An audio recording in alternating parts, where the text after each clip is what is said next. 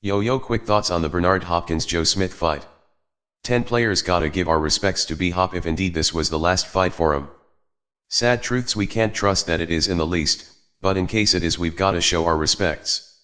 However, we won't show highlights of the man's career. Or give him some incredible farewell. Because we don't trust the motherfucker. But we'll give our respects. Now, a lot of fans have been saying Hopkins is old and just needs to hang it up. Especially getting knocked out the ring. Yet if Hopkins was half his age and the same shit happened, it would have been nothing more than a fighty loss. At the same token, we can't deny the man's older and certainly not the fighter he once was. But the man still got skills. Defensively he was swifter and superior than Joe Smith. The problem was offensively he wasn't. Seconds, the man was out of the ring for 2 fucking years.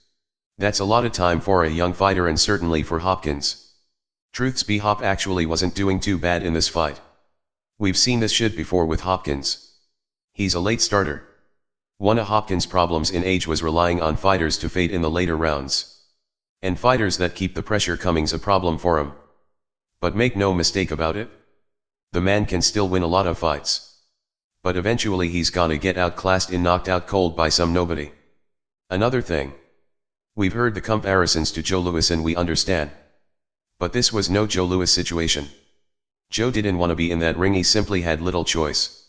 Nevertheless, even though B-Hop's been an annoying motherfucker of late, we've gotta respect what he's done still. But for a final fight there's no reason of bullshit. Hopkins has got away with a lot of bullshitting. And we respected it because the man had a career and we understood he needed to still appear as a winner. But in 8 losses Hopkins really only lost 2 fights in his career in his mind. Every other fight he was treated unfair to B-Hop.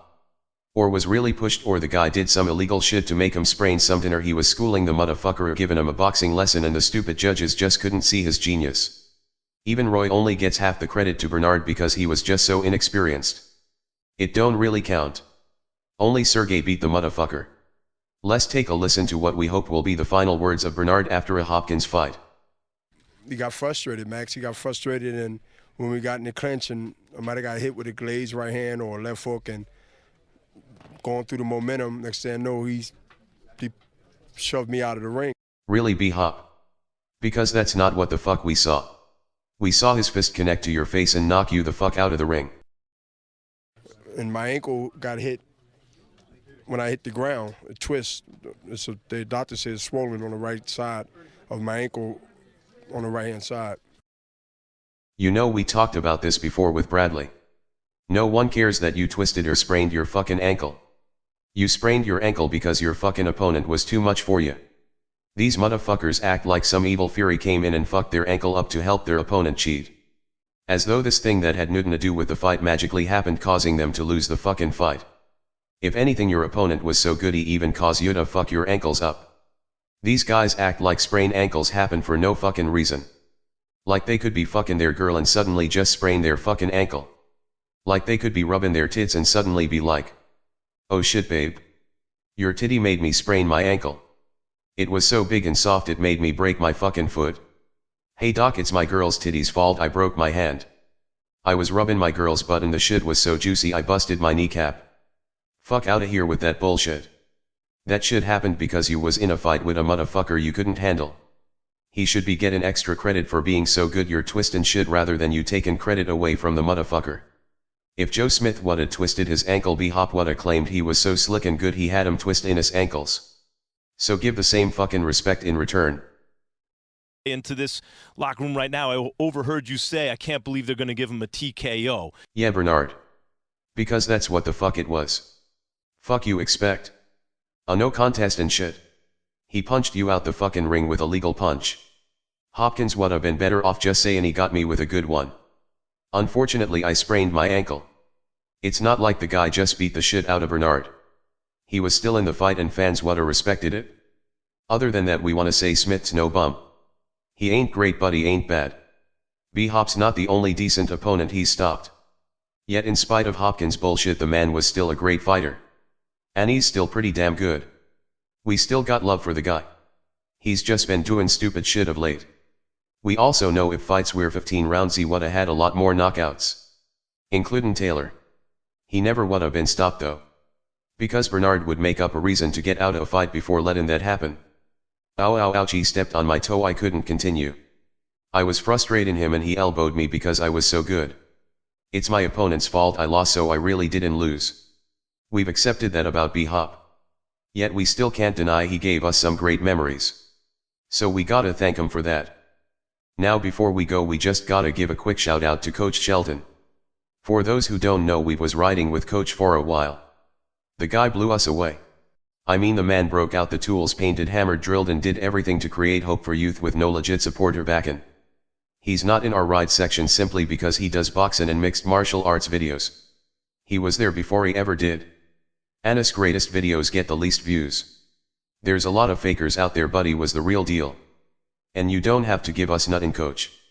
You already did. When we first came across you, we was like, wow. There's someone real. Was just you and your students and athletes then. Not sure if you even had 100 subs. And that shit was greatness. Much respect to you, and simply being you is the world's gift. And that ain't some poetic talk. I mean, who the fuck is there if there's no Coach? So keep doing your thing, family. We also want to give our respects to someone we've been aware of for a while, but never really got to listen to until recently. We've been enjoying his delivery and creativity in his videos and want to thank him. And as y'all know, we seriously enjoy the arts too. And the response videos. Seeing guys come together with respect's a great thing. No matter what race and all that other fucking crap. Even if they have differences of opinions. And that would be YTBC student. Also, we hate fake shit. Because fake shit's dangerous. Fake shit can get a motherfucker killed. We can't stand brothers that make believe they're black proud and for their people when they really ain't. When a motherfucker got no suggestions, answers or tips, just complains. He's fuller shit. But we love the real. And that's Santi Walden. We don't always comment, but we watch. You give suggestions, you give advice, and you got heart. Much respect to you. For what you've done and what you do. And thanks, because 10 players don't forget. Fucking never. And finally. 68. A lot of y'all already know it's a channel we rocks with. And we ain't gotta agree with 68 or vice versa. We've annoyed him more than once. Then again, who hasn't? But the guy's his own man and holds no grudges. Make no mistake about it. He'll take off the gloves and the shit's on. But he holds no hate in his heart after he beats you up. That's a little joke. Actually, it isn't. Nevertheless, we can't help respecting that. The guy's an intelligent thinker with wisdom. And even if you disagree, it's gonna be mental chess, not checkers. Truths, he's just too intelligent for a lot of motherfuckers. And not just with boxing talk. Even political and worldly issues. But he recently had to shut down his last channel due to personal political reasons. Someone trying to own him or something, which 68 ain't having. We're the same way, so we totally resonate with that shit.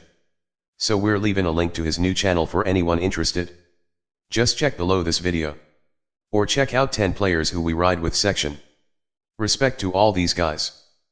And until our next one. Peace. We're out.